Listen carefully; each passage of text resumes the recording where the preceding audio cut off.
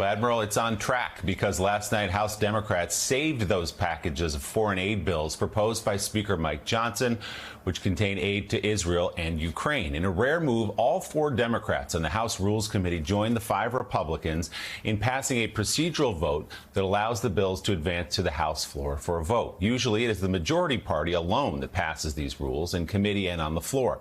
The Democratic votes were needed because 3 Republicans on that committee voted against the bills in protest that aid for Ukraine was not paired with border security measures.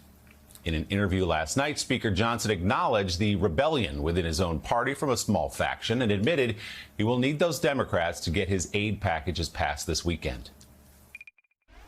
We have continued to work every single day. We've passed resolutions. But again, remember what we said at the outset.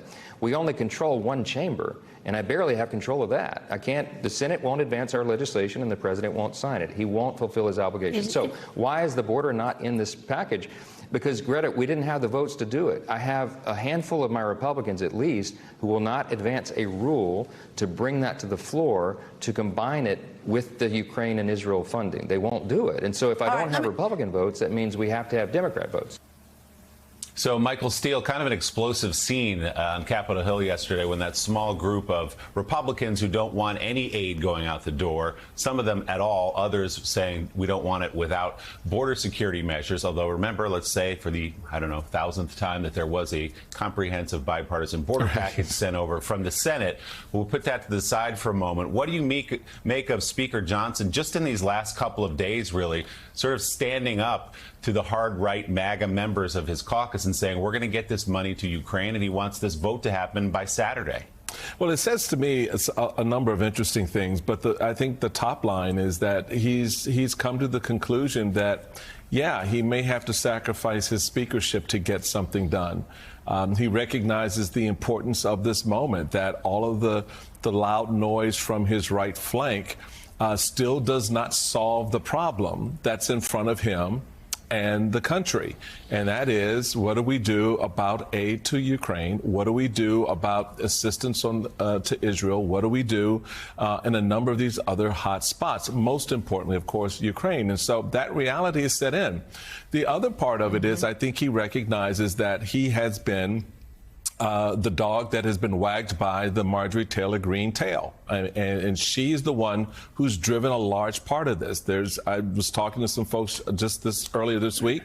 There is a frustration with the way that she is sort of manhandled the speaker in this matter, giving him very little room to negotiate, making it so much harder to get the piece that they really wanted, which is the connection of border security to Ukraine, even though, as we noted, we've been here before and they had the deal.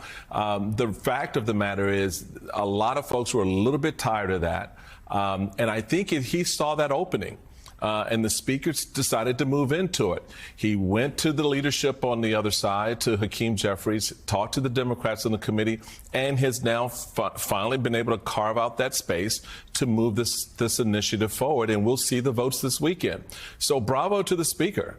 He recognized that his speakership was worth sacrificing for the country. Yeah, it's an interesting dynamic. And Michael Steele was talking about it, where you have people that are pushing back against the speaker. Mm-hmm. It's an interesting dynamic. You can get away with that for only so long. And I know, because we were constantly pushing against Newt Gingrich to get more when we were trying to get the budget balanced. And you can push to a certain degree. And at some point, you blow up the legislative process enough to get what you want, and everybody turns against you. And I think that's what we're seeing here, that there are a lot of people that have just had enough at a couple of backbenchers that are controlling what they do when it comes to Ukraine funding. And it looks like the speaker, who certainly should be applauded, I will say, for what he's now saying about Ukraine, what he's now saying about the United States' role in the world, something that Joe Biden's been saying for a really long time.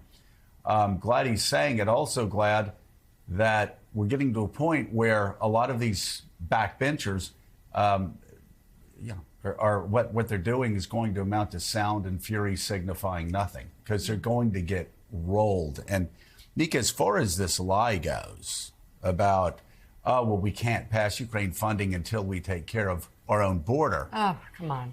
We took care of our own border. Yeah. You had James Langford, Joe Biden.